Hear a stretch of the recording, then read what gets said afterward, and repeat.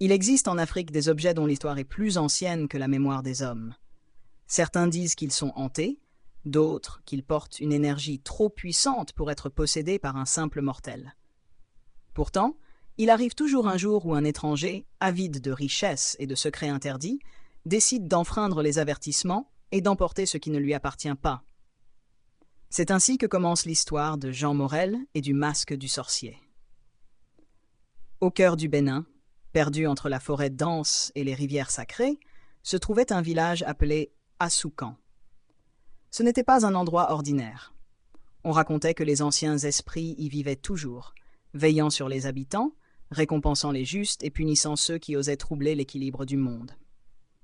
Dans ce village vivait un sculpteur du nom de Kofi, un homme dont les mains semblaient guidées par des forces invisibles. Ses œuvres étaient réputées dans tout le pays et même au-delà. Ses statues étaient si expressives que certains murmuraient qu'elles respiraient encore. Mais ce qui fascinait le plus, c'était ses masques. On disait que certains portaient la sagesse des ancêtres, tandis que d'autres étaient liés à des choses bien plus sombres. Un jour, un homme venu de France arriva à Assoucan. Son nom était Jean Morel, un riche collectionneur d'objets anciens. Il parcourait l'Afrique depuis plusieurs années à la recherche de pièces uniques, persuadé que l'art africain était une mine d'or sous-estimée. Il avait déjà mis la main sur des statues rituelles, des amulettes de protection et même des fétiches interdits, mais il cherchait une pièce véritablement exceptionnelle. C'est ainsi qu'il entendit parler de Kofi et de son mystérieux masque.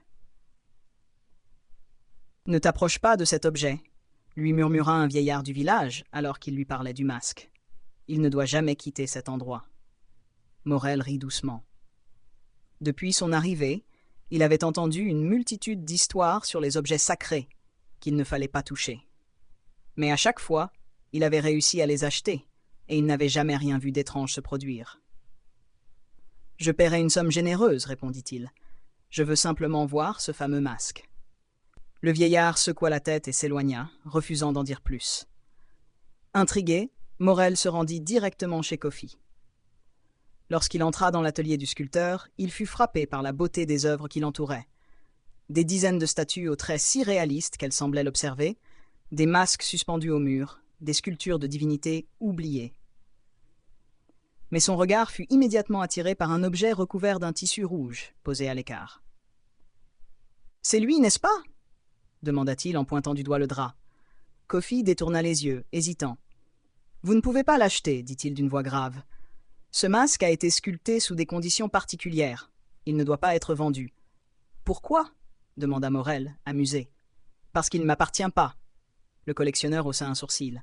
« Alors à qui appartient-il » Kofi garda le silence pendant un moment, puis finit par répondre à voix basse. « À celui qui attend à l'intérieur. » Intrigué, Morel sortit une liasse de billets de son sac et la posa sur la table. Kofi ne regarda même pas l'argent. Il soupira longuement, puis se leva et retira lentement le tissu rouge. Le masque était superbe. Sculpté dans un bois noirci par le temps, il représentait un visage humain aux traits étrangement détaillés. Ses lèvres étaient légèrement entr'ouvertes, comme si elles allaient parler. Ses yeux vides semblaient pourtant fixer Morel avec une intensité dérangeante. Mais ce qui le frappa le plus, c'étaient les motifs gravés autour des tempes, des spirales et des symboles anciens qu'il ne reconnaissait pas. « Quel est son pouvoir » demanda-t-il. « Il ne s'agit pas de pouvoir » répondit Kofi d'une voix sombre. « Il s'agit d'une prison. »« Une prison ?» ?»« Oui. Ce masque a été sculpté pour enfermer un esprit ancien, un être qui ne doit jamais être libéré. » Morel sourit. « Vous croyez vraiment à ces légendes ?» Kofi ne répondit pas. « Combien ?» demanda finalement le Français. Le sculpteur resta silencieux. Puis, après un long moment, il tendit la main et prit les billets. « Ce n'est plus mon problème maintenant. » Morel, satisfait, quitta l'atelier avec son précieux trophée. Mais alors qu'il s'éloignait du village, une vieille femme surgit sur son chemin et lui attrapa brusquement le bras. Ses yeux étaient voilés par l'âge, mais son regard transperça Morel comme une lame. « Tu as fait une erreur, étranger, » chuchota-t-elle. « Ce que tu prends avec toi ne te suivra pas. C'est lui qui te suivra. » Il retira son bras avec agacement et reprit sa route sans se retourner. Il ignorait que son cauchemar venait de commencer. De retour à Paris, Morel installa le masque dans son bureau, parmi les autres pièces de sa collection. Mais dès la première nuit, des choses étranges commencèrent à se produire. Il se réveilla en sursaut à 3 heures du matin, certain d'avoir entendu un murmure. Pourtant, il était seul. Le lendemain, il trouva des traces noires sur le sol, comme si quelqu'un avait marché pieds nus dans de la cendre. Puis, il commença à voir une ombre dans son appartement. Une silhouette indistincte qui semblait toujours se tenir dans l'angle de son regard, mais qui disparaissait dès qu'il tournait la tête. Une nuit, alors qu'il s'endormait sur son canapé, un souffle glacé effleura sa nuque. Il ouvrit les yeux d'un coup. Le masque était posé juste devant lui sur la table. Il était certain de l'avoir enfermé dans un coffre quelques heures plus tôt. Et c'est alors qu'il entendit un chuchotement dans l'obscurité. Jean Morel resta figé. Le souffle court, il scrutait l'obscurité de son appartement, cherchant une explication rationnelle. « Qui est là » demanda-t-il d'une voix tremblante. Aucune réponse. Seul le silence pesant d'une nuit parisienne. Il se leva lentement, son regard fixé sur le masque. Il était sûr de l'avoir enfermé dans son coffre-fort quelques heures plus tôt. Et pourtant, il était là, posé devant lui, comme si quelqu'un, ou quelque chose, l'avait déplacé. Un frisson glacé parcourut son dos. Il tenta de rationaliser. Peut-être avait-il oublié de le ranger ? Peut-être était-il simplement fatigué, victime d'un tour de son imagination ? Mais alors qu'il se penchait pour toucher l'objet, un bruit sourd retentit derrière lui. Il se retourna brusquement. La porte de sa bibliothèque venait de s'ouvrir toute seule. Un courant d'air, pensa-t-il. Rien d'autre. Il referma la porte, prit le masque et le rangea à nouveau dans son coffre-fort. Cette fois, il s'assura que la serrure était bien enclenchée avant de retourner se coucher. Mais le mal était déjà fait. Les cauchemars. Cette nuit-là, Morel fit un rêve terrifiant. Il était dans une forêt épaisse, l'air lourd et chargé d'humidité. La lumière de la lune perçait à peine à travers le feuillage. Devant lui, une silhouette noire se dessinait entre les arbres. L'être était grand, élancé, son corps semblait mouvant, comme s'il était fait d'ombre pure. Son visage était invisible, mais Morel sentait son regard peser sur lui. « Jean !» « Morel !» chuchota la voix, sifflante, glaciale. Il voulut fuir, mais son corps ne répondait plus. Puis, lentement, la silhouette se mit à avancer vers lui, glissant sur le sol sans bruit. Une main décharnée se tendit vers son visage. Il hurla. Il se réveilla en sursaut, couvert de sueur. Sa chambre était plongée dans l'obscurité, mais il savait qu'il n'était pas seul. Sa respiration s'accéléra. Un bruissement, un souffle. Son regard se tourna instinctivement vers le coin de la pièce. Là, dans l'ombre, quelque chose bougeait. L'emprise du masque. Les jours qui suivirent furent un enfer. Morel commença à entendre des murmures en pleine journée. Des voix à peine audibles qui semblaient résonner directement dans son crâne. Des ombres apparaissaient dans son appartement. Il les voyait du coin de l'œil, toujours là, toujours tapis dans les recoins sombres, mais disparaissant dès qu'il essayait de les observer directement. Et le pire, c'était le masque. Chaque nuit, il le retrouvait sorti du coffre, posé sur sa table. Il essaya tout. Il changea la serrure du coffre, il le cacha dans un tiroir sous son lit, même dans son congélateur. Rien n'y faisait. Le matin, il était toujours là, à le regarder avec ses yeux vides et insondables. Il n'osait plus dormir. Il évitait de rester seul chez lui, mais peu importait où il allait, il sentait une présence constante autour de lui. Un soir, alors qu'il fixait le masque d'un regard fiévreux, il se résolut à faire quelque chose qu'il n'aurait jamais envisagé auparavant. Il allait se débarrasser de cette chose. La tentative de destruction. Il descendit dans la rue en pleine nuit, le masque caché sous son manteau. Il marcha jusqu'au quai de la Seine, où l'eau sombre ondulait sous la lumière des réverbères. Sans hésiter, il le jeta de toutes ses forces dans le fleuve. Il s'attendait à un sentiment de soulagement, à un apaisement. Mais au lieu de cela, une vague glaciale s'empara de lui, comme si on venait de lui arracher une partie de son âme. Et derrière lui, une voix murmurante s'éleva. « Pourquoi m'as-tu abandonné ?» Morel se retourna d'un bond, le cœur battant. Personne. Il rentra chez lui en courant, essayant d'ignorer la sensation oppressante qui l'étouffait. Mais lorsqu'il ouvrit la porte de son appartement, il s'effondra sur le sol. Le masque était posé sur sa table, à l'exact même endroit. Morel hurla. Il était revenu. Jean Morel était en train de sombrer dans la folie. Il n'avait plus dormi depuis plusieurs jours, terrifié à l'idée de fermer les yeux et de se retrouver à nouveau dans cette forêt obscure, face à cette silhouette spectrale qui hantait ses nuits. Il avait tenté de fuir, de s'éloigner de son appartement, mais peu importe où il allait, le masque revenait toujours à lui. Il le retrouvait sur sa table, sur son lit, parfois même dans sa main en pleine nuit, sans se souvenir de l'avoir touché. Les voix ne s'arrêtaient plus.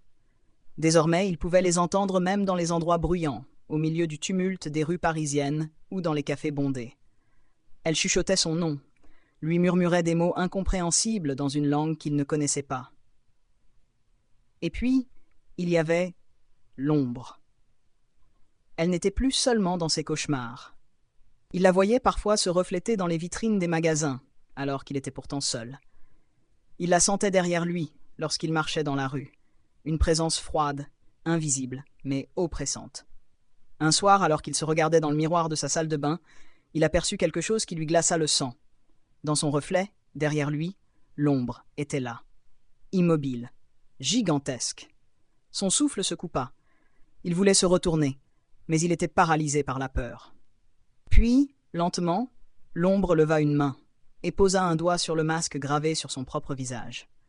La lumière s'éteignit d'un coup. Jean hurla et se recula en trébuchant contre le mur. Lorsqu'il ralluma la lumière, il était seul. Mais en regardant le miroir, il comprit que quelque chose avait changé.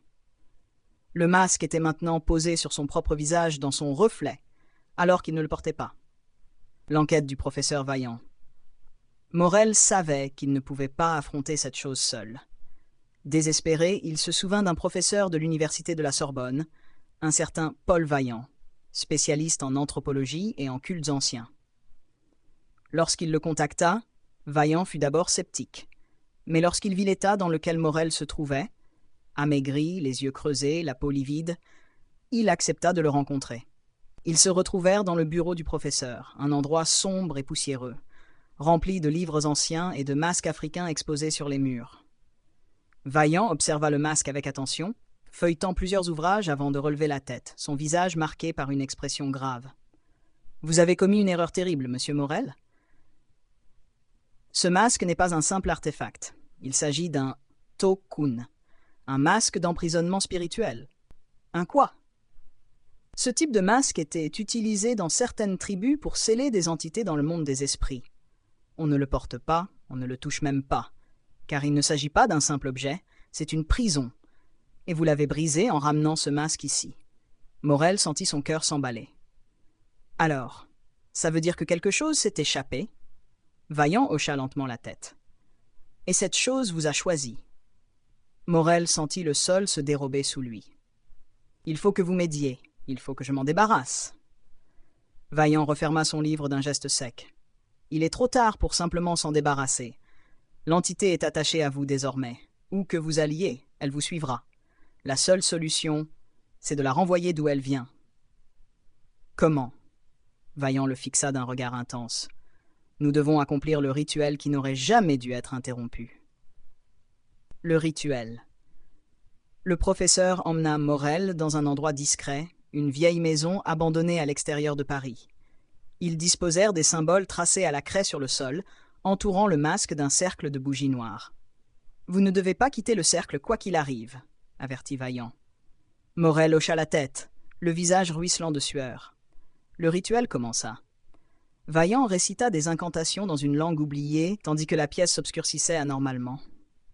Un vent glacial souffla à l'intérieur de la maison, éteignant certaines bougies malgré l'absence de fenêtres ouvertes. Et puis, le masque se mit à léviter. Une fumée noire s'en échappa, prenant lentement forme. L'ombre était là. Sa voix résonna, profonde, inhumaine, résonnant dans les murs comme un millier de voix en écho. « Djinn, Morel, tu as brisé le sceau. Et maintenant, tu es à moi. » Le professeur intensifia ses incantations, sa voix tremblante sous la pression de la présence maléfique. Morel sentit une force invisible l'attirer en dehors du cercle, l'aspirant lentement. Il planta ses ongles dans le sol, luttant de toutes ses forces pour ne pas être emporté. Puis tout s'accéléra. La silhouette bondit vers lui, sa main spectrale s'approchant de son visage.